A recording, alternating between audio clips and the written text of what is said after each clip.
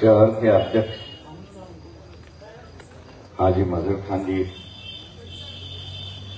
रौफ पहलवान, एडवोकेट अनवर शेरा, प्रमोद देंगवे, निखिल गावंडे, शहर के महासचिव गजानन गवई, मिलिंदे वाइडी खान, मोहम्मद गौरव जी, साहिब खान, शहीद खान, जुनेद मंजर और जिन्होंने पक्ष में प्रवेश किया, इशिफा सेठ, मोहम्मद भाई, मोहम्मद आजाद और इजराइल खान, दोस्तों और भाई, मैं जानता हूं कि आप लोग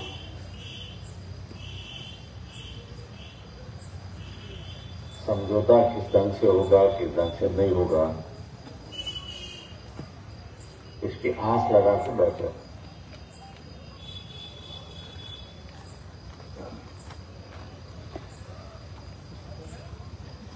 मेरे ख्याल से सभी जन उस डेट का इंतजार कर रहे हैं।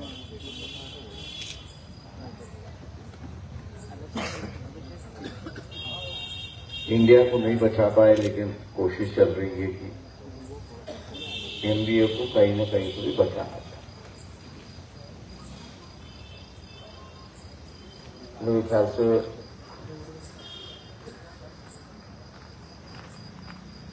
उद्धव ठाकरे की जो तकरीर रायगढ़ और कुडाल में हुई, कोकण में, उसकी जोरों से चर्चा शुरू हुआ।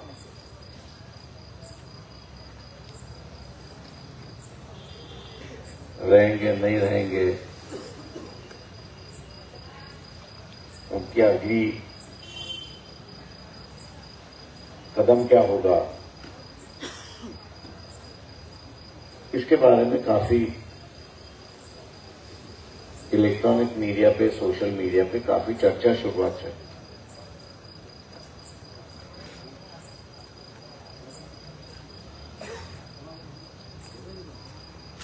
वक्त के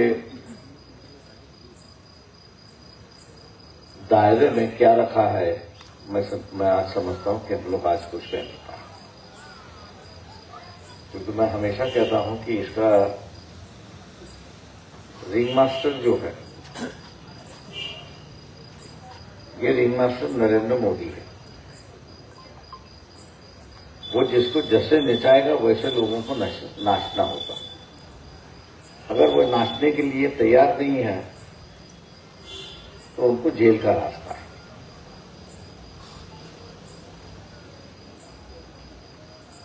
और जो उनके तरीके से नाचते हैं, मेरे ख्याल से दरवाजे तक ही वो खड़े हो जाते। तो ऐसी हालत में मेरे ख्याल से मायूस होना लोगों की एक दिल की बात होती है, लेकिन अगर हम लोग सोच समझ के अगर अपना कदम शुरुआत करें तो ये खेल मोदी के हाथ से निकल चुका है। ये जो खेल है ये अभी मुसलमानों के हाथ में आ चुका है। जैसे निखिल गावंडे ने यहां से कहा कि मैं गरीब मराठा हूं, जरांगे पार्टी का समर्थन करता हूं। समाज के अंदर बहुत सारी दूरियां आ चुकी हैं।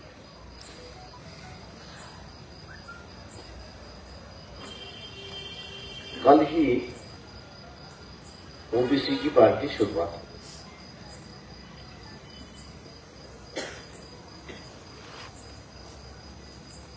प्रकाश शेंगे और टीपी मुंडे दोनों ने जाहिर की और कहा कि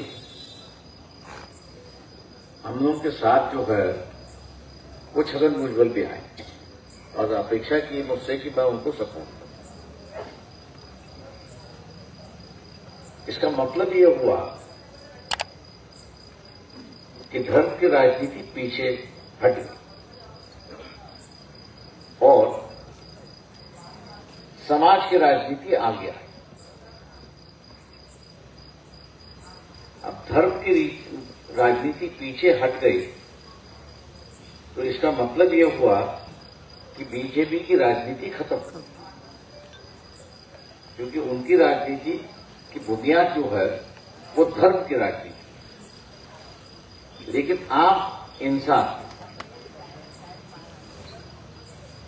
जैसे गरीब मराठा है कि जरांगे के माध्यम से लड़ रहा है,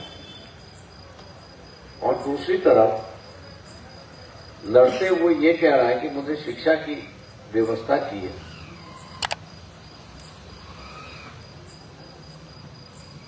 मुझे नौकरियों की व्यवस्था चाहिए,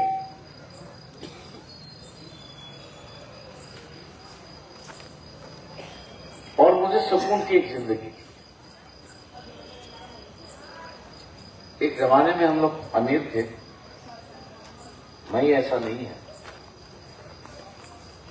लेकिन जिस तरह से किसानों के साथ खेती में जो उपजाऊ होता है उसके साथ जो खिलवाड़ हुआ, और एक परिवार के दो परिवार के 10 परिवार हो गए,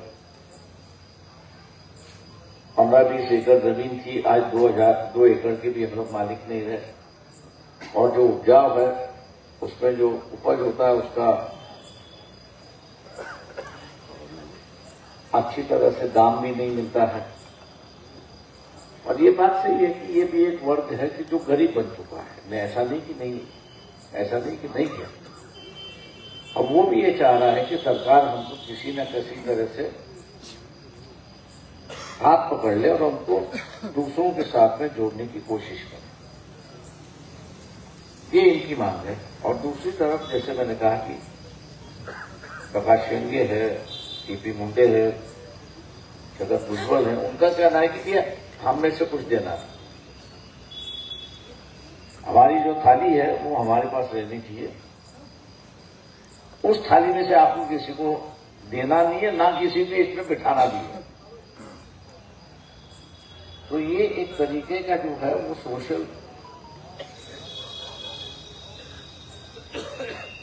सोच निर्माण हो चुकी है, और ये सोच एक दूसरे से टक्कर है।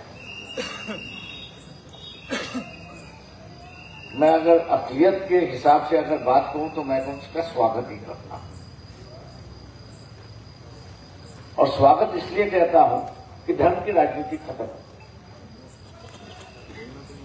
मैं पिछले 3 महीने से मुसलमानों को समझाने की कोशिश कर रहा, अरे भैया मायूस होने की कोई जरूरत नहीं है, यहां की राजनीति आपके हाथ में आ चुकी, आप जिसको जिताएंगे उसको। ये 2 खेमे हो गए समाज के अंदर। अब ये 2 खेमों पर आप सवाल नहीं कर सकते, क्योंकि ये मिलाप नहीं है। तो एक किसी को आपको पकड़ना होगा, एक तो गरीब मराठा को पकड़ना होगा, या आपको जो है वो ओबीसी को पकड़ना होगा। अगर आपने ओबीसी को पकड़ लिया तो गरीब मराठा आपसे छूट जाता है, और आपने गरीब मराठा को पकड़ लिया तो ओबीसी छूट जाता है। तो ये मेरे ख्याल से यहाँ की राजनीति की आज की नई बदली हुई परिस्थिति है। ये नई परिस्थिति है,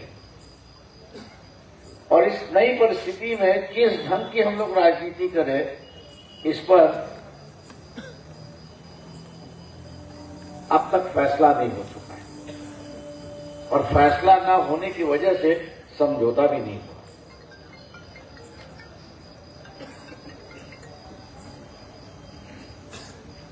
मेरे ख्याल से ये राजनीतिक दलों का सिलसिला है, ऐसा मैं मान के चलता। हम लोग वोटर हैं, हम लोग जो है वो वोटर है, और मैं इसलिए पिछले 5-6 महीने से ये कहते आ रहा हूं कि मुस्लिम समाज ने किसी एक पार्टी के पीछे भागना नहीं। किसी एक पार्टी के पीछे अगर भाग गए तो मोदी दोबारा बैठ गए।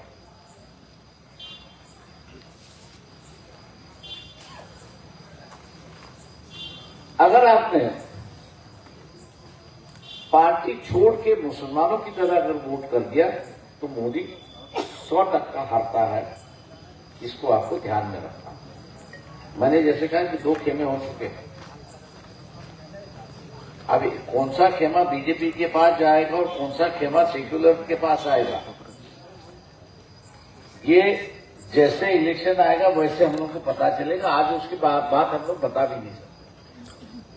ये जरांगे पाटिल का जो है वो सेक्युलर है या प्रकाश शिंदे और इनका जो ग्रुप है वो सेक्युलर है, ये आज नहीं बता सकते कौन किसके साथ जाए।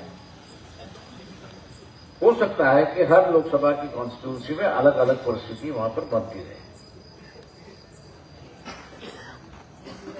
और ये अलग अलग परिस्थिति बन गई तो इसका मतलब ये है कि जो मैं कह रहा हूं कि एक किसी पार्टी का कैंडिडेट, मतलब यहां हम कहेंगे कि हम एनसीपी को वोट दे, अगर ये हम कहें कि हम कांग्रेस को ही वोट दे, कुछ इलाकों में एनसीपी का कैंडिडेट स्ट्रांग होगा, कुछ इलाकों में कांग्रेस का कैंडिडेट स्ट्रांग होगा, कुछ इलाकों में वंचित का कैंडिडेट स्ट्रांग होगा, कुछ इलाकों में शिवसेना का कैंडिडेट स्ट्रांग होगा। क्योंकि मैंने जैसे कहा कि अभी तक लाइन तय नहीं हुई। दूसरी बात यह है कि पार्टियों के सामने पहले तो जिसने टिकट मांगा उसकी हैसियत है तो उसको टिकट दिया जाता था, लेकिन अब जो है सभी जन दुधवा में है, सोच रहे हैं क्या करे क्या ना करे। मैंने जैसे कहा कि अगर ओबीसी को टिकट दे तो पटेल चले जाता है, पटेल को अगर टिकट दे तो ओबीसी चले जा रहा है, तो किसको टिकट दे? तो ये मेरे ख्याल से जो है परिस्थिति हर कॉन्स्टिट्यूंसी की बदलती रहेगी। इस इलाके में पटेल जो है वो बीजेपी के साथ में होगा, उस कॉन्स्टिट्यूंसी में ऐसा होगा कि पटेल जो है वो सेक्युलर पार्टियों के साथ। मुसलमानों को इतना ही देखना है कि कौन सी सेक्युलर पार्टी जो है जिसके पास ज्यादा वोट है, किसके पास ज्यादा वोट है, और जिसके पास ज्यादा वोट है अगर उसी को आप लोगों ने वोट दे दिया तो बीजेपी का कैंडिडेट हारता है। मकसद यही रखना है कि बीजेपी का कैंडिडेट हारना है, मोदी दोबारा प्राइम मिनिस्टर नहीं बनना है। और ये खेल पूरी देश में मुसलमानों के हाथ में आ चुका है। जैसे अपने को महाराष्ट्र में दिखाई देता है कि 2 खेमे हैं, वैसे दूसरे स्टेट में भी 2-2 खेमे हैं, और इसलिए राजनीतिक दलों का इकट्ठा आना भी दिखाई देता है और बिखरना भी दिखाई देता है। ऐसी एक परिस्थिति है। तो ये सामाजिक तौर से राजनीति यहाँ पे चलती रहेगी। मैं आप लोगों से इतना ही गुजारिश करूंगा यहाँ पर कि टारगेट एक होना चाहिए कि बीजेपी की सरकार ना है और नरेंद्र मोदी दोबारा प्राइम मिनिस्टर। ये जो दूसरा है मोदी प्राइम मिनिस्टर ना बने, ये आसान है ऐसा मैं कहता हूं। वो इसकी वजह है, अगर उसको प्राइम मिनिस्टर दोबारा बनना है तो उसको कम से कम 270 एमपी जो है, मेंबर ऑफ पार्लियामेंट जो है, वो उसके खेमे के हों। क्योंकि सरकार बनाने के लिए 272 लगते, 2 तो कहीं भी मिल जाएंगे,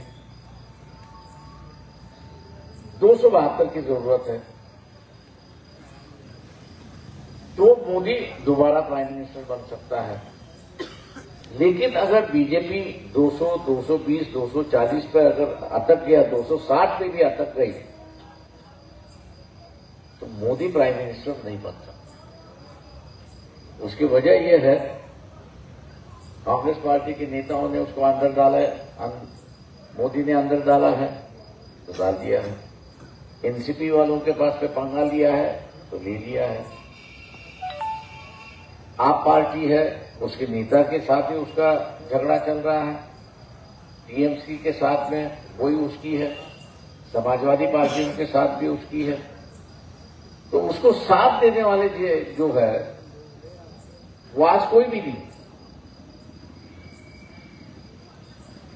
मोदी को कोई और दूसरे पार्टियों से कोई साथ देगा, मेरे ख्याल से वो पागल नहीं होना चाहिए। और पागल इसलिए कह रहा हूं कि वो जिसको सपोर्ट देता है उसी को लेके वो अंदर डालता है। तो मेरे ख्याल से कोई भी अंदर जाना पसंद नहीं करेगा। और इसलिए ये जो दूसरा है कि मोदी प्राइम मिनिस्टर ना हो, ये आसान है। उसको खाली 240, 250, 260 के अंदर अगर बीजेपी को रोक ले तो मोदी नहीं बनता। अगर महाराष्ट्र, यूपी है, बिहार और वेस्ट बंगाल, इनके सीटों का अगर हम लोग सिलसिला देखें तो महाराष्ट्र में जो है 48 सीटें, 48 सीटों में से 43 सीटें उनकी है। अगर 20 भी कम कर दी तो आज इनकी सीटें कितनी हैं बीजेपी की, उससे 20 माइनस करो।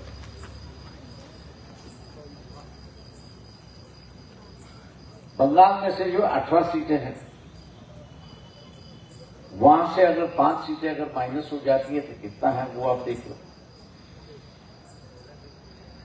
यूपी में जो है वो 80 सीटें हैं, 80 सीटों में से 70 सीटें उनके पास है। वहीं से अगर 20-25 सीटें कम हो जाती है तो कम से कम 60-65 सीट जो है वो आसानी से कम किए जा सकते हैं। और 298 सीट में से अगर 60 सीटें भी अगर माइनस कर ले तो ना मोदी प्राइम मिनिस्टर बन सकता है, ना बीजेपी की सरकार यहां पर बन सकती।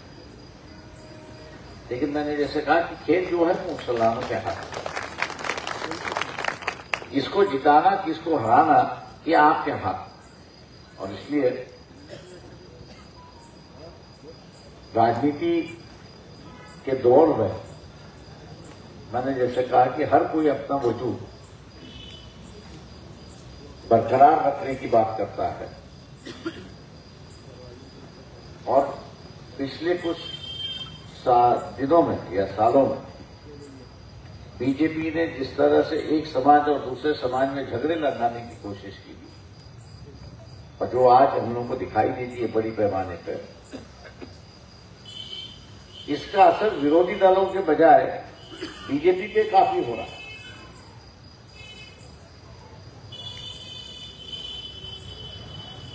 क्योंकि हिंदू कार्ड उनका जो है, धर्म का जो कार्ड है, वो अब चल नहीं पाए। क्योंकि हर कोई जो है वो अपने अधिकार बरकरार रखने की लड़ाई लड़ रहा है। और इसमें मैंने जैसे कहा, इस लड़ाई के अंदर मुसलमानों की भूमिका जो अहम भूमिका होगी, ऐसा मैं मान के चलता हूं। हर कॉन्स्टिट्यूंसी में राज्य में हम मुसलमान कहेंगे कि नहीं 48 सीटें हैं, हम एक किसी पार्टी के साथ जाएंगे, तो मैंने कहा ये सबसे गलत बात होगी, ऐसा मैं मानता हूं। इकट्ठा लड़ते हैं तो बहुत अच्छी बात है, जिसका स्वागत हम लोग सब जन कर रहे हैं। लेकिन अगर इकट्ठा नहीं लड़ते हैं, फिर भी मैंने कहा कि धर्म की राजनीति जो है वो अलग अलग हो चुकी है। और उस अलग अलग राजनीति के अंदर जिताना हारना ये आप लोगों के हाथ में है। इसलिए आप जिसको चाहेंगे उसको वो आप जिता सकते हो। और कि पिछले 10 सालों में बीजेपी की सरकार एक लोगों के दिल पर चोट करने की कोशिश की। हिंदुओं को ये कहते रहे कि अपने को मुसलमानों की जरूरत है, बिना मुसलमान हम जीत के आ सकते हैं। और वो उन्होंने 10 साल में दिखा दिया। कहीं भी उन्होंने बीजेपी की तौर से किसी एक मुसलमानों को उम्मीदवारी नहीं दी और ये उस बात को उन्होंने कामयाब किया। दूसरी तरफ मैं समझता हूं कि आप लोगों के हाथ में दौड़ आया है और आप ये बता सकते हो कि हमारे बिना यहाँ की राजनीति नहीं है, कि हमारे बिना यहाँ की राजनीति नहीं कर सकती। और इसलिए कांग्रेस के नेताओं से मैं भी आग्रह कर रहा हूं कि राहुल गांधी से कहिए कि उनका मार्च कहीं ना कहीं तक भी वो खत्म करें और ये गठबंधन की राजनीति की दौड़ वो अपने हाथ में ले और बीजेपी का जो है, क्योंकि बीजेपी की सत्ता अगर गई तो मान लीजिए कि उनका सफाया होना शुरुआत हो चुका है, ऐसी एक परिस्थिति है। इसलिए जितने भी कांग्रेस बैठे हुए हैं मैं उनसे ये कहता हूं कि आप राहुल गांधी से आग्रह कर दीजिए कि इस वक्त मोदी को हराना और बीजेपी को सत्ता से हटाना प्राथमिकता होनी चाहिए और उसी प्राथमिकता को लेकर कांग्रेस के दूसरे नेता जो है वो सही ढंग से बर्ताव न करते हुए कि जैसे कि आप अघाड़ी की शुरुआत किसने की, तो अघाड़ी की शुरुआत जो है नीतीश कुमार, और आज यही दिखाई देता है कि जो जिसने शुरुआत की वही दोबारा बीजेपी में चले गया है और हम लोग उसको गाली दे रहे हैं कि ये दोबारा गया है। कोई भी व्यक्ति अपनी इज्जत के साथ खेल नहीं सकता नहीं, और अपनी इज्जत के साथ अगर कोई खेल रहा है तो वो बर्दाश्त भी नहीं करता। इसलिए मैं मान के चलता हूं कि यहां प्राथमिकता किसको, कांग्रेस वाले मुझसे बात करने आए तब मैंने उनसे पूछा आप क्या करना चाह रहे हो, बोले आप अपनी मदद कर दो। मैंने कहा पूरी तौर से मदद कर रहे हैं। बोले सक्रिय मदद करनी। मैंने कहा सक्रिय मदद करने के लिए तैयार है, लेकिन मैंने कहा मेरा एक प्रश्न है उसका जवाब। बोले मतलब? मैंने कहा प्रश्न आप पूछ लीजिए, बताने तो दो, सुन तो लो। तो मैंने कहा एक तरफ से खड़गे के माध्यम से आप गठबंधन की राजनीति कर रहे हैं और दूसरी तरफ राहुल गांधी के माध्यम से आप अपनी पार्टी बनाना चाहते हो। तो मैंने कहा एक म्यान में दो तलवारें नहीं बैठ सकती। आप जब गठबंधन की राजनीति करते हो तो आपको गठबंधन के राजनीति में जिन लोगों को लेना है आपको उसको आश्वासित करना है कि भैया हम आपको किसी प्रकार का तकलीफ नहीं देंगे। जो मेरे ख्याल से 2 दिन पहले अखिलेश यादव ने कही वह आपकी नई यात्रा है, आपने हमको साथ में लिया है, तो कम से कम आप जहां प्रोग्राम करते हो वहां हमको न्योता तो दो। और वही बात जो है मेरे हिसाब से नीतीश ने भी कही कि आप हमारे स्टेट से गुजर रहे हो, बगल से गुजर रहे हो, तो कम से कम हमको बुलाया तो सही। अगर नहीं बुलाया है तो इसका मतलब यह है कि आप हम पर भरोसा नहीं करते, एक तरीके का अपमानित महसूस होता है, ऐसी एक परिस्थिति है। इसलिए जितने भी कांग्रेसमैन बैठे हुए हैं मैं कांग्रेस वालों से कहता हूं कि आप अपने नेताओं से कहिए कि वो जो मार्च है वहां पर रोक दीजिए। तो मैंने जैसे कहा कि आप 2 तलवार लीजिए, ममता जी का वही था कि तुम बंगाल से गुजर रहे हो, हमारे साथ में समझौते में हो, सीट शेयरिंग का समझौता भी यहां पर बातचीत चली है, और उस बातचीत में आप बंगाल से जाते हुए हमको न्योता भी नहीं दे रहे हो, इसलिए हमने तोड़ दिया। क्योंकि हर कोई जो है अपना वजूद और हर कोई जो है अपना अस्तित्व बचाते यहाँ पे राजनीति करेगा, उससे है। तो इसलिए जितने भी कांग्रेसमैन हैं उनसे ये कहूंगा कि कांग्रेस वालों से कहिए कि भैया एक बार एक ही खेल करो, और इस बार जो है अगर मोदी को हटाना है तो आपको सभी को इकट्ठा करना है, और सभी को अगर इकट्ठा करना है तो आप उनके राज्यों में उनको डिस्टर्ब नहीं करेंगे, ये पहली गारंटी देना जरूरी। अगर ये गारंटी अगर मिलती है तो मेरे ख्याल से सब जन इकट्ठा वहां पर बैठने के लिए तैयार है। अगर ये गारंटी नहीं मिलती है तो इंडिया के जो 2-4-5 मिनट बचे हुए हैं शायद वो भी निकल जाएंगे, ऐसी एक परिस्थिति है। इसलिए हम लोग को जो है वो सोच समझ के यहाँ पे कदम उठाना होगा, वो आप लोग उठाएंगे। और बीजेपी एक एमपी कम करने की अगर हम लोग बात करें तो मेरे ख्याल से हम लोग इसको कम करवा सकते हैं, और वो आप करेंगे, यही उम्मीद के साथ मैं आपसे रजा लेता हूँ। जय हिंद।